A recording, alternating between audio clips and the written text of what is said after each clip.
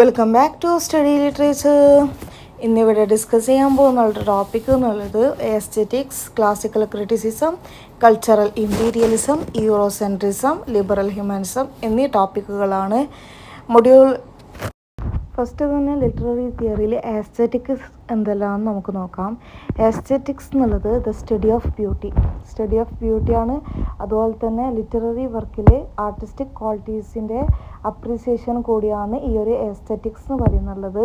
ഈ ഒരു aesthetics focus ചെയ്യുന്നുള്ളത് ആ ഒരു ടെക്സ്റ്റ് എങ്ങനെയാണ് റീഡറിന് അതിൻ്റെ സ്റ്റൈലും ഇമാജറിയും സ്ട്രക്ചറും ലാംഗ്വേജൊക്കെ എങ്ങനെയാണ് റീഡറിനും എൻഗേജ്ഡാണ് എന്നതാണ് ഈ ഒരു എസ്തെറ്റിക് ഫോക്കസ് ചെയ്യുന്നുള്ളത്. പലപ്പോഴും എസ്തെറ്റിക് എക്സ്പീരിയൻസ് എന്നുള്ളത് ഏതിനേക്കാൾ കൂടുതലായിട്ടാണ് മോറൽ അല്ലെങ്കിൽ പൊളിറ്റിക്കൽ മെസ്സേജിനേക്കാൾ കൂടുതലായിട്ട് എസ്തെറ്റിക് എക്സ്പീരിയൻസിനാണ് പ്രിയോറിറ്റി കൊടുക്കുന്നത് ഈ ഒരു എസ്തെറ്റിക്സിൽ. അതുപോലെ തന്നെ പലപ്പോഴും ഈ ഒരു എസ്തെറ്റിക്സ് എന്നുള്ളത്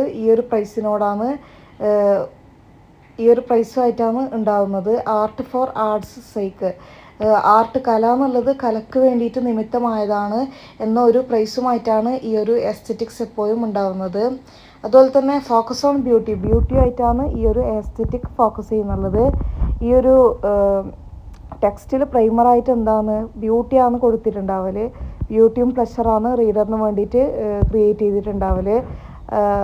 ആർട്ടിസ്റ്റിക് എലമെൻസിലൂടെ റീഡറിന് പ്ലഷറും ബ്യൂട്ടിയാണ് ഒരു ടെക്സ്റ്റ് ക്രിയേറ്റ് ചെയ്യുന്നുള്ളത്. അതാണ് ഇതിൻ്റെ ഒരു പ്രൈമറി ബ്യൂട്ടി എന്ന് പറയുന്നത്. ഈ ഒരു കൺസെപ്റ്റ് എന്നുള്ളത് എസ്തെറ്റിസം മൂവ്മെൻറ്റുമായിട്ട് അസോസിയേറ്റ് ചെയ്തിട്ടുള്ളതാണ്.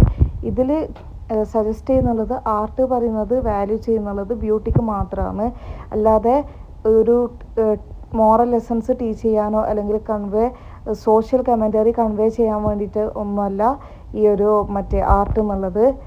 പകരം ബ്യൂട്ടി മാത്രമാണ് വാല്യൂ ചെയ്യുന്നുള്ളത്. ഈ ഒരു മോറൽ ലെസൺസ് ടീച്ച് ചെയ്യാനുള്ള അബിലിറ്റിയോ അല്ലെങ്കിൽ സോഷ്യൽ കമൻറ്ററി കൺവേ ചെയ്യാനുള്ളതോ അല്ല ആർട്ട്.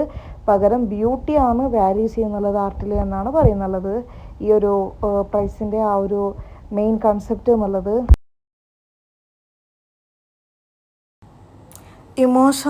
സ്ട്രോങ് ഇമോഷണൽ റെസ്പോൺസിലൂടെ റീഡറിന് ഉണർത്താൻ വേണ്ടിയിട്ട് ഫിഗറേറ്റീവ് ലാംഗ്വേജ്, സെൻസറി ലാംഗ്വേജ്, അതുപോലെ തന്നെ വിവിഡ് ഇമാജറിയൊക്കെ യൂസ് ചെയ്യുന്നതാണ് ഈ ഒരു ആസ്തെറ്റിക് അനാലിസിസ് എന്ന് പറയുന്നത്. ഇമ്പോർട്ടൻ്റ് ആയിട്ട് കൺസിഡർ ചെയ്യുന്നത് നെറേറ്റീവ് ആർക്ക്, റിതം സ്കീം, അതുപോലെ തന്നെ റിതമൊക്കെയാണ് ഇമ്പോർട്ടൻ്റ് ആയിട്ട് കൺസിഡർ ചെയ്യുന്നുള്ളത്.